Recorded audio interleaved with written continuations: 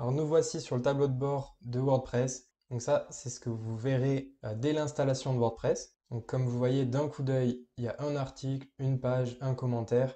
Il y a du coup un menu vers la gauche. Donc on peut voir qu'on est sur le tableau de bord. On peut créer un brouillon rapide. Titre, ça pratiquement personne ne l'utilise, je pense. Voilà, les petits événements et nouveautés de WordPress, les activités récentes. Et ici, option de l'écran et aide aussi. Ça, c'est pas forcément utile. Option de l'écran, ça peut être utile si vous voulez virer ces petits modules, brouillon rapide, événements. Bah bon, vous pouvez les laisser. Généralement, le tableau de bord, vous y allez pas souvent. Ensuite, mise à jour vers la gauche. C'est là où généralement vous mettez à jour WordPress. Donc là, on peut voir que la version 5.4 en française est installée, qu'on peut la réinstaller si on veut. De nouvelles traductions sont disponibles, donc on peut les mettre à jour. C'est ça rapidos. Et voilà, donc ça a mis à jour des traductions des thèmes, de la traduction en français de WordPress et de un plugin. Ensuite, article. Vous pouvez cliquer ici. Ah non, il faut cliquer sur tous les articles, pardon. Voilà, donc il y a l'article exemple. On peut le voir affiché sur le site. Là, ce que ça donne, donc c'est le thème de base. Ça, c'est votre site de base. Et voilà, du coup, l'article, le titre, la description et un commentaire. Ah, donc généralement, le prime. Et voilà, pour ajouter un article, du coup, il suffit de cliquer sur ajouter. Donc ça, c'est l'éditeur WordPress Gutenberg qui permet d'ajouter des blocs, pardon. Et ça permet que ce soit un peu plus simple. Donc là, vous saisissez le titre et vous pouvez mettre des blocs, pardon. Donc, ils sont de cette manière, bloc commun, mise en forme, widget, tout ce que vous pouvez mettre. Mise en forme, du coup, ça veut dire que vous pouvez mettre des colonnes, des tableaux. Donc les colonnes sont pas là. Et voilà, si vous ne trouvez pas colonne, du coup, vous tapez colonne. Et voilà, vous pouvez insérer des colonnes, ce que vous voulez. Du coup, je ferai un tutoriel spécial pour Gutenberg. C'est vraiment une présentation de l'interface WordPress. Voilà. Ensuite, vous avez du coup la configuration du bloc à droite et document, du coup, vous avez quelques fonctionnalités. Vous pouvez ajouter une catégorie de blog, vous pouvez mettre des étiquettes, donc ce sont les tags, l'image mise en avant, extrait, c'est pas vraiment utile, discussion, c'est si vous voulez des commentaires sur l'article, et attribut d'article, ça vous servira pas généralement. Donc pour revenir sur le tableau de bord, vous cliquez sur le W, quittez donc c'est parce que j'ai pas publié ou enregistré en brouillon. Voilà, à gauche, vous pouvez ajouter des catégories, des étiquettes. Les médias, que ça c'est votre bibliothèque, c'est là où vous pouvez ajouter vos médias. Généralement, vous les ajoutez dans les articles ou dans les produits et vous n'allez pas vraiment souvent en fait dans la bibliothèque. Mais pages, pareil, il y a déjà deux pages qui sont créées. Vous pouvez les supprimer de base. Hop, voilà. Commentaires, du coup, ça a été supprimé quand j'ai supprimé l'article. Et c'est là où du coup, vous verrez tous les commentaires que postent vos visiteurs ou les spams, etc. Vous pourrez les mettre en indésirable ou à la corbeille ou les approuver. Apparence, donc ça on verra après, c'est assez important. Extension. Donc de base, il y a ces deux extensions, vous pouvez en ajouter et vous pouvez aussi en téléverser. Donc là, on peut en ajouter donc de tout et les téléverser. Donc ça, c'est votre propre extension que vous téléversez avec un fichier en zip. Les utilisateurs, ça c'est moi. Vous pouvez ajouter des utilisateurs, vous pouvez les supprimer, les modifier. Outils, généralement, vous en servirez pas beaucoup. Et réglages, ça sera assez utile. Donc là, du coup, on vient de faire le tour du tableau de bord et de l'administrateur de WordPress. Donc on va voir du coup les 6 réglages essentiels dès que vous êtes là. Donc ça va être dans une autre vidéo. On va voir ça de suite. Alors là, on va voir les premières choses à effectuer quand vous installez WordPress. Donc d'un coup d'œil, ce qu'on voit, c'est qu'il y a un article, une page, un commentaire. Voilà, c'est vraiment, je viens juste de l'installer. Moi, dès le départ, en fait, je vais imprimer l'article. Corbeille, on va dans la corbeille, vider la corbeille. Ça enlève le commentaire aussi. Ensuite, les médias, il n'y a rien. Page, on enlève tout. Corbeille, vider la corbeille. Plus le commentaire. Les extensions, on sélectionne Akismet et Jetpack, n'utilisez pas. Et ensuite, réglage général. La plupart du temps, vous changez le slogan. Et la plupart du temps, vous aurez un système de membres, description. Vous cochez ça. Là, bon, pour les Français, c'est mieux de changer le format de date. Voilà. Écriture, ça change pas. Lecture. Et là, en fait, ça dépend. Donc peut-être que ce sera pas coché de base. Donc le mieux, si vous allez mettre du temps à créer votre site internet, le mieux c'est de demander au moteur de recherche de ne pas indexer ce site, comme je le fais. Sinon, voilà, vous avez juste à cocher la case ou à la décocher suivant votre besoin. Discussion, on enlève ça. Et après ici, ça dépend. Si vous voulez que l'utilisateur ait un compte pour publier un commentaire, vous faites ça. Et dernière chose, permalien, vous mettez votre titre de la publication. Vous enregistrez. Et là, c'est bon, vous êtes prêt, vous partez sur de bonnes bases. Maintenant, vous pouvez créer vos articles, vos catégories, vous pouvez ajouter votre thème, faire ce que vous voulez, et vous n'aurez plus de problème. Ok, donc on va voir maintenant comment installer un thème, comment en ajouter et en téléverser. Donc vous êtes sur le tableau de bord, vous allez dans Apparence, Thème. Voilà, donc là, ce sont les trois thèmes de base qui sont déjà installés. Et il y en a un qui est activé, c'est 2020. Donc, vous pouvez cliquer sur Ajouter un nouveau. Alors le mieux, ce que je vous conseille, c'est de faire populaire. Là, donc il y a les trois. Et donc voilà, le plus populaire, c'est Astra. Et c'est vraiment celui que je vous conseille. Donc si vous voulez un thème gratuit, le mieux, c'est d'utiliser Astra. Il y a aussi Océan WP qui est recommandé, mais franchement, le mieux, c'est Astra, plus classe. Voilà, donc pour l'ajouter, cliquez sur Installer. Vous pouvez faire aperçu si vous voulez. Mais généralement, ça rend pas très bien, vu qu'il n'y a pas la page d'accueil ni rien. Vous quittez ici. Vous pouvez faire Installer aussi. Installer, activer. Et voilà. Donc maintenant, il est activé. Le problème en fait de WordPress, c'est qu'on ne peut pas supprimer les thèmes qui sont déjà installés. Pour ça, en fait, il faut passer par votre serveur pour gérer les fichiers directement. Ou utiliser un plugin, mais c'est un peu complexe. Donc on peut voir maintenant le site avec le thème installé. Voilà, c'est un thème différent. Donc on peut faire des pages, on peut créer des articles, on peut mettre des menus, etc. Et je vais vous montrer du coup l'autre manière. C'est généralement utilisé pour pour mettre un thème premium. Donc c'est un thème là que j'ai acheté sur ThemeForest. Donc je vais l'installer. C'est d'ailleurs le thème qu'on paramétrera ensemble. Donc voilà, le problème c'est qu'il y avait le fichier était mal fait en fait. Je pouvais pas l'installer directement. Il fallait que je le dézip et que du coup j'aille dans les dossiers. Donc là c'est bon. Donc c'est sûrement celui-là. Je me mets sur téléverser un thème. Je fais glisser déposer, installer. Et là ça va marcher. Donc je vais vous montrer quelque chose d'autre juste après. Voilà, donc ça c'est le thème principal Max Coach. Voilà. Et le problème en fait de Max Coach, c'est si je personnalise un petit peu les fichiers, si je mets du code CSS pour changer les couleurs ou quoi que ce soit, généralement vous n'allez pas vraiment le faire, mais on sait jamais. Il est recommandé de mettre un thème enfant. Donc généralement c'est prévu avec les thèmes premium. Sinon vous pouvez en créer un. Je vous recommande vraiment de prendre des thèmes premium. Comme ça vous n'allez pas à vous embêter. Et voilà. Donc là j'ai mon thème enfant et j'ai le thème parent qui est à droite. Et c'est le thème enfant qui doit être actif. Ok, donc on a vu comment insérer un thème WordPress. Et ça fonctionne exactement pareil pour les extensions. On va voir ça de suite. Vous allez du coup dans Extensions à gauche. Vous pouvez cliquer sur Extensions installer ou ajouter. Là, du coup, il y a des extensions mises en avant par WordPress. C'est pas forcément à prendre en compte. On peut voir les populaires. Ça peut être intéressant. Voilà. Les recommandés. Ça, c'est pas génial, je pense. Quoique, ça va. Et on peut en rechercher. Donc, par exemple, je vais mettre Rank Math. C'est une extension que j'adore. Il faut savoir des fois que dans un barre de recherche, même si vous mettez le mot-clé, comme par exemple WooCommerce, si je mets WooCom, ça va pas marcher. Donc, la recherche est assez bizarre. Vous cliquez sur Installer. Voilà, donc on active. Et voilà ce que je voulais vous montrer en fait, c'est que des fois, il y aura des extensions, il faudra directement paramétrer où vous pouvez passer. Et voilà, c'est des genres de paramétrage un peu nécessaires pour la mise en place des plugins. Voilà, par exemple, il faudrait que je lance l'assistant de RankMath. Je vais pas le faire là parce que c'est pas une vidéo sur RankMath. Et voilà. Si vous vous souvenez, il n'y avait pas en fait cette partie de RankMath à gauche. Il n'y avait pas ce petit menu. Et c'est comment marchent en fait les extensions. Donc des fois, ça se met dans Réglages. Des fois, elles ont carrément un menu propre. Donc voilà, il faut le savoir. Des fois, si vous installez une extension qui n'a pas de menu comme RankMath, c'est souvent dans Réglages ou dans Outils. Donc encore une fois, comme pour insérer un thème, vous pouvez téléverser une extension. Je ne vais pas vous montrer parce que c'est exactement la même chose. Alors nous voilà encore sur le tableau de bord de WordPress. Et là, notre objectif, ça va être de créer un menu. Donc, ce qu'on veut faire, c'est mettre un menu en fait tout en haut dans le header, ça s'appelle. Donc, il y a deux façons de le faire. Soit depuis, en gros, la page de votre site internet, la page d'accueil ou autre. Vous pouvez avoir une petite barre en haut. Vous mettez la souris et vous avez accès au menu widget, thème, etc. Ou soit depuis le tableau de bord, vous allez dans Apparence, cliquez pas et vous glissez sur Menu. Et voilà. Donc pour l'instant, il n'y a pas de menu créé. Cela dépend, des fois il peut y avoir des menus déjà de créer, suivant vos thèmes, quand vous importez la démo. Donc généralement, moi j'appelle ça menu principal. Vous cliquez sur créer le menu. Et ensuite, il y a l'emplacement. Donc ça peut dépendre aussi des thèmes.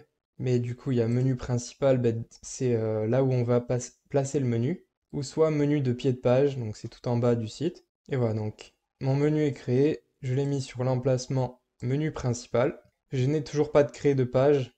Donc, je vais faire une version où je vais mettre une page et je vais mettre aussi un lien personnalisé. Donc je mets sur pause, je vais créer une page. Alors voilà, j'ai créé la page FAQ. Donc on peut voir les plus récentes, on peut aussi tout afficher. Ah, c'est de ma faute, il y avait la page accueil, ok.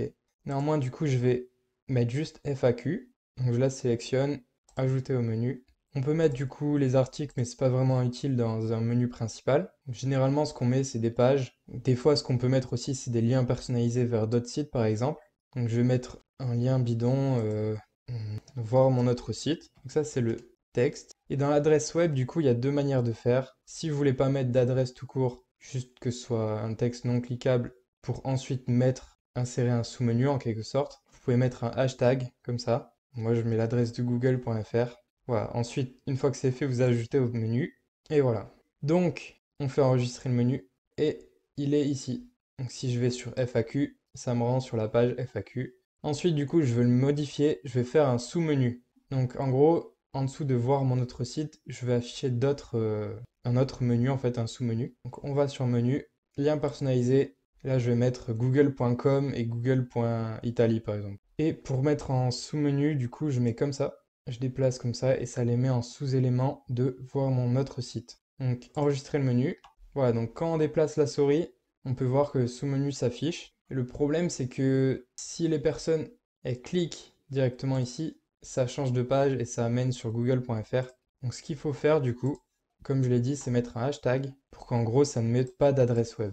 Et vous faites enregistrer. Et là, du coup, quand je vais cliquer, ça fera rien.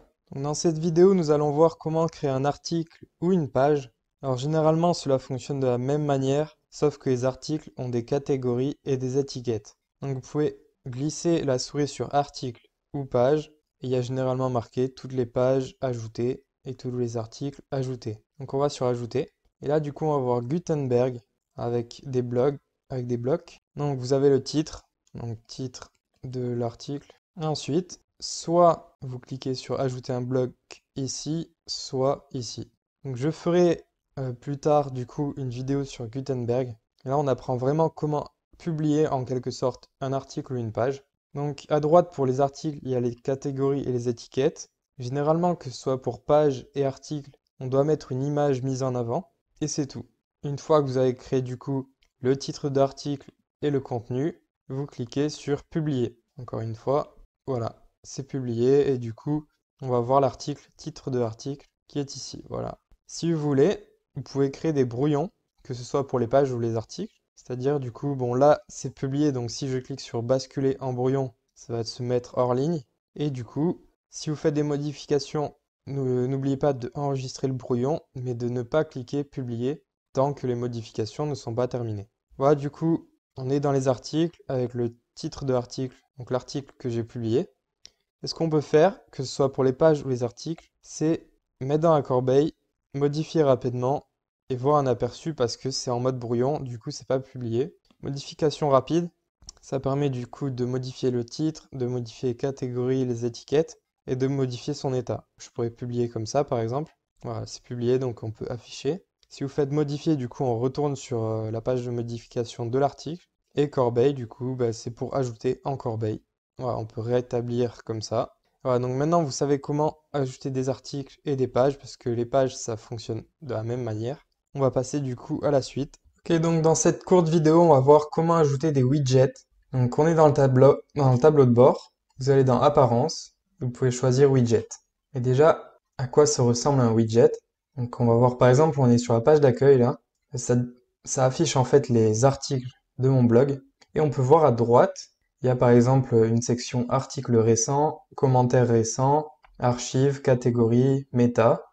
Et ça en fait ce sont des widgets. On peut aussi y accéder en naviguant sur le site comme ça, depuis la barre de raccourci en haut d'un widget. Et hop. Voilà, là il y a plusieurs en fait zones de widgets. Il y a les zones de pied de page. Généralement c'est le cas pour tous les thèmes.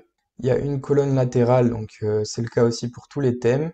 Il n'y a pas forcément de widget en en-tête, et pas forcément non plus de section de pied de page, ça dépend des thèmes. Mais généralement, voilà, il y a ces widgets disponibles de base, et des thèmes peuvent ajouter aussi d'autres widgets. Donc les thèmes de base, par exemple rechercher, articles récents, etc. Donc généralement, moi ce que je fais, c'est que j'enlève méta, j'enlève aussi catégorie. Donc il suffit juste de cliquer sur supprimer, archive aussi, commentaires récents aussi. Voilà, donc là c'est pour un blog typique où il n'y a pas grand-chose, il n'y a pas beaucoup d'articles pour l'instant. Et voilà, donc vous pouvez changer le titre, vous pouvez changer le nombre d'articles à afficher. Par exemple, je vais en afficher que 2. Afficher la date de publication. Vous faites enregistrer, terminer. et on peut voir du coup ce que ça donne. Maintenant, on a la date. Bien sûr, il n'y en a qu'un, puisqu'il n'y a qu'un article. Et voilà. Donc on peut voir que ça reste les mêmes ici quand je vais sur l'article. Si je veux mettre les articles récents euh, au-dessus de la barre de recherche, donc je reviens dans les widgets, il suffit en fait de drag and drop, donc de glisser-déposer, pardon. Et voilà, on a les articles récents qui sont au-dessus de la barre de recherche. Donc après, tout dépend des thèmes. Il y a différents widgets qui peuvent changer suivant les thèmes, donc c'est à vous d'explorer suivant votre thème. Je peux pas faire un cours sur tous les thèmes qui existent, c'est impossible. Voilà, donc explorer, tester, ça coûte rien et c'est facile à faire. Donc voilà, on attaque la dernière partie de la configuration basique de WordPress. Donc tout ce que je vous ai montré là, c'est ce qu'on trouve basiquement, donc avec un thème gratuit et de base sans plugin. Alors la dernière chose, c'est en fait la customisation de l'apparence. Donc quand on va dans Apparence, il y a Personnaliser, qu'on peut trouver également sur le site, ici, Personnaliser directement. Je préfère cliquer là, généralement. Donc je vais pas forcément détailler parce que ça dépend du thème. Et je vais parler de ce qu'il y a de base pratiquement tout le temps. Donc de base, il y a généralement la typographie, donc ça c'est pour changer la police, rien de fou. Les couleurs, donc, tout dépend, le menu ne sera vraiment pas disposé de la même manière suivant chaque thème. Donc je détaille rapidement, mais ne remémorez pas cette structure du menu puisqu'elle pourra être différente suivant le thème que vous utilisez. Donc, généralement, il y a partie en-tête et footer. Voilà, donc vous avez identité du site. Ça change, ça change généralement suivant le thème, mais dans l'ensemble, il y a toujours le logo, le favicon. Donc ça, c'est l'icône du site. Si vous regardez vos onglets, vous allez voir qu'il y a des petits icônes à côté. Donc, comme par exemple BusyLearn, c'est un phénix. Le titre de votre site. Généralement, si vous mettez un logo, ça n'affichera pas le titre du site. Voilà, vous pouvez afficher aussi le slogan du site s'il n'y a pas de logo. Du coup, ça donnerait ça. Et ce qui est bien, c'est que vous avez les modifications en live, en fait. Vous n'avez pas besoin de sauvegarder. Publier, c'est mettre les modifications en ligne, tout simplement. Donc voilà, menu principal. Ça, pas trop important. Blog, ça sert à rien. Pied de page. Généralement, il y aura toujours un pied de page et vous pourrez gérer les widgets de pied de page. Des fois, vous pourrez les désactiver. Ah, donc voilà, exactement. Vous pouvez mettre des menus. Vous pouvez aussi, des fois, dans les thèmes, mettre juste 2 colonnes. Ça dépend. Et voilà, ensuite, vous avez aussi réglage de la page d'accueil. Donc, si vous voulez mettre une page statique, de type, voilà, je veux que la page d'accueil soit la FAQ, ça s'affichera comme ça. Pour un blog, généralement, c'est les derniers articles. Widget, du coup, c'est ce que vous retrouvez en fait dans la section widget. Menu, c'est pareil, c'est ce que vous retrouvez dans la section menu. Mais j'aime pas passer par là, je préfère passer directement depuis le tableau de bord. Donc il y a aussi le CSS additionnel, donc ça c'est vraiment, ça ne vous servira pas. C'est pour modifier en fait des éléments suivant les classes HTML des éléments. Ça va pas trop vous parler si vous suivez ce tutoriel. Alors, dans l'ensemble, on a fait le tour. Il faut en fait pour chaque thème, il faut venir ici, venir dans cette zone et explorer pratiquement toutes les sections. Essayez. Vous pouvez par exemple modifier l'entête principale. Voilà, le menu, il est à droite. Je veux que le logo soit à droite. Et je modifie. Et si ça va pas, c'est pas grave, je mets le logo au milieu. Et voilà, si je me suis trompé, je remets comme avant et je publie. On peut même modifier mobile. On peut aussi voir de format mobile. Donc vous pouvez voir ce que ça donne sur format mobile, etc. Voilà, donc le mieux, c'est vous essayez apparence, personnaliser, et vous essayez tout vous-même. Alors dans cette vidéo, nous allons voir comment enlever le copyright donc des thèmes WordPress. Donc là, on le voit pas, mais quand on va en fait dans le pied de page, qui s'appelle aussi footer, on peut voir propulsé par thème WordPress Astra, et il y a même aussi le lien. Donc en gros, ça leur fait un backlink. Si ça vous parle pas, c'est pas grave. Mais c'est pas super beau d'avoir propulsé par et que tout le monde sache en fait que c'est un thème WordPress et qu'ils connaissent en plus le nom du thème WordPress.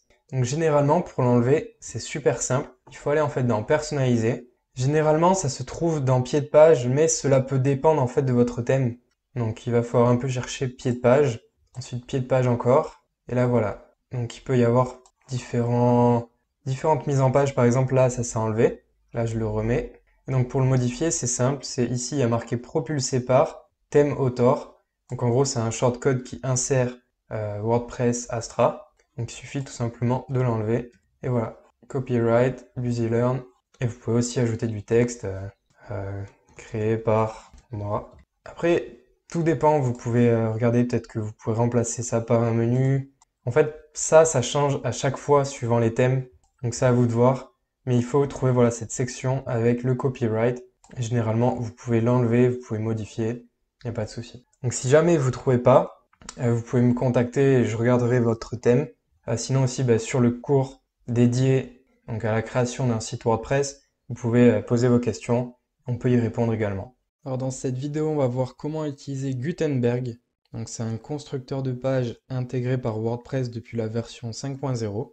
Donc c'est parti, il suffit de créer un article ou une page. Et voilà, donc là, on peut saisir le titre tout simplement. Article Gutenberg. Et voilà, et comme on peut voir, il y a marqué commencer à écrire ou saisissez slash pour choisir un bloc. Ça, je le savais même pas, j'avais même pas pris la peine de lire. Alors, quand on fait un slash, on peut choisir un bloc, c'est cool. Mais généralement, il suffit juste de cliquer en fait sur le petit plus, ajouter un bloc, et là vous avez accès à tous les blocs. Les plus utilisés, les blocs communs, mise en forme, mise en page des éléments. Alors généralement pour un article, vous utiliserez peut-être les colonnes, vous mettrez peut-être des images, par exemple, avec du texte ici, donc paragraphe. Donc je mets un petit peu de lorem ipsum pour remplir. Voilà, donc ensuite vous pouvez aussi ajouter un bloc ici.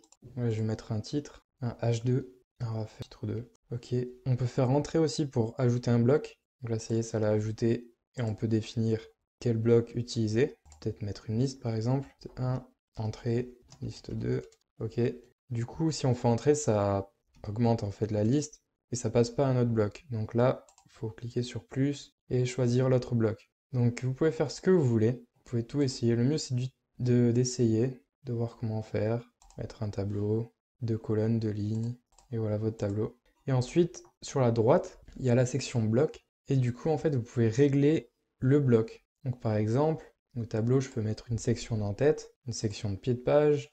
Pour la liste, je peux lui mettre une classe CSS, bon c'est pas vraiment utile. Pour le titre, je peux changer et mettre H3 ou H4. Je peux le mettre rouge. Pour la description, vous pouvez changer la taille, vous pouvez changer la couleur, mettre voilà, une lettrine.